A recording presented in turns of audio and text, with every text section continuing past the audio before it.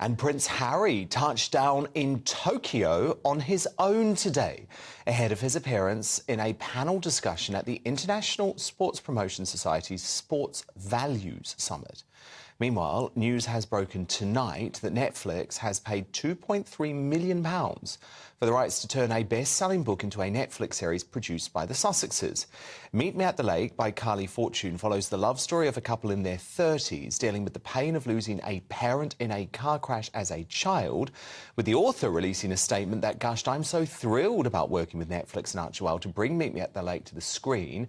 Will and Fern's love story is dear to my heart and I can't imagine a more perfect partnership." So, Angela, is it sensible for Prince Harry to be engaged in a project that so closely mirrors his mother's tragic death in Paris? And it does feel quite telling, doesn't it, that yet again it's Netflix that has stumped up the money rather than Harry and Meghan and Archewell themselves?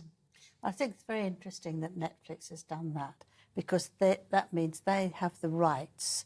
So if they decide at any time that they want to stop it, they can do. If Harry and Meghan had paid, then they would be in charge. So in a way, I mean, somebody rang me from America to say, I can't believe this, nobody pays that sort of money for a paperback. But there must be something going on underneath. And I just guess that actually it means that they can then say, we're not doing any more with you because it doesn't work. Because it's an awful lot of money. And how can you, for a company like Netflix, employ two people who have no idea how to be producers? That's what I don't understand. Mean, it's why not job. pay £2.3 million and hand a project like that to actual film producers who know how to do it? And there are a lot of film producers who really are hanging around because there's a strike there and nothing going on. So they could get cracking and get it sorted out and do, you know, a certain amount. I mean, there is obviously something very odd going on underneath because, I mean, Meghan thinks she can do everything much better than everyone else, that's for sure. But, you know, you can't actually do a big production like that without having a lot of help. Harry arriving in Tokyo on his own, Meghan apparently going to the Barbie movie in Santa Monica on her birthday, again on her own with her girlfriends. It's been linked with Ellen DeGeneres' girlfriend, Portia de Rossi. What do you read into that? Well, I read into that they're both going their own ways. And I think that actually they say these things as if it's sort of together but apart. But I think they're way apart now. I think she's probably screaming and shouting at him and can't stand him anymore because he hasn't given her what she wanted, which was the people to give her the best things that are going. That's just not happened.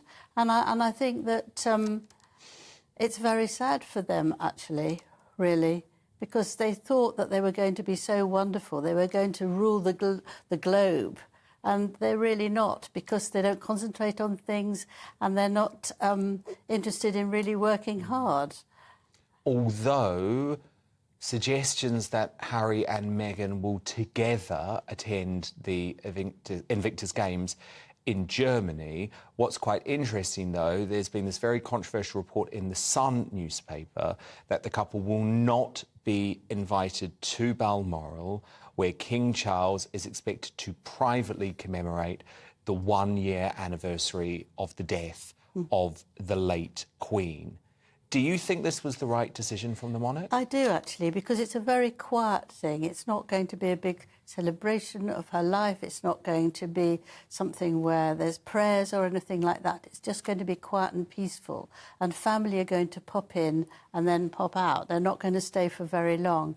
And I think it's dangerous to invite Harry and Meghan because, one, you never know if they were coming till the last minute.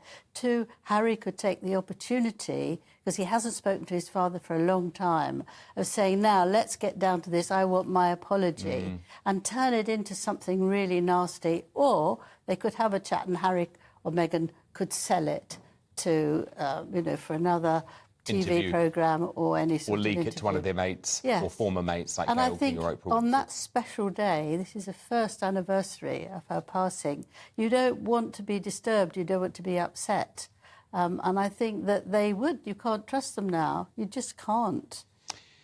OK, moving on. The Daily Mail columnist, a proud Scot, Jan Moore, has waded in to this kilt debate, kilt-gate, maybe we'll call it, Angela. Kilt-gate, yes. She is imploring the Prince of Wales, Prince William, to follow in his father's footsteps of that fond tradition of wearing a kilt when on certain Scottish engagements.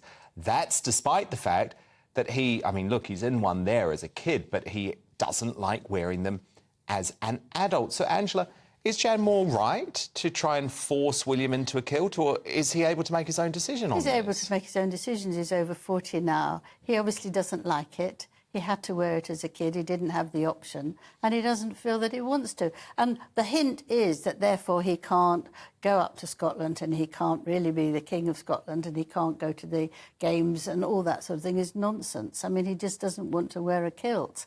And what about wearing those tartan trousers, which is sometimes an alternative for Scottish men? Yeah, well, he does dress up in kilts? Pakistani things, and he has dressed up in other customary things in different parts of the country, but he doesn't want to wear it. And I think he's working very hard for this country, and if he doesn't want to, you shouldn't bother him. And I don't think that means he doesn't like Scotland or he won't be the king there. He'll do everything. So stop pressuring Wills to try and dress in a kilt. He doesn't need the pressure. I think there's a lot of pressure with Harry and all the rest of it. You know, leave the guy alone. Okay. If he doesn't want to wear a sort of skirt, then let him not. Angela Levin, the biographer of Prince Harry and Camilla, the Queen. Thank you so much.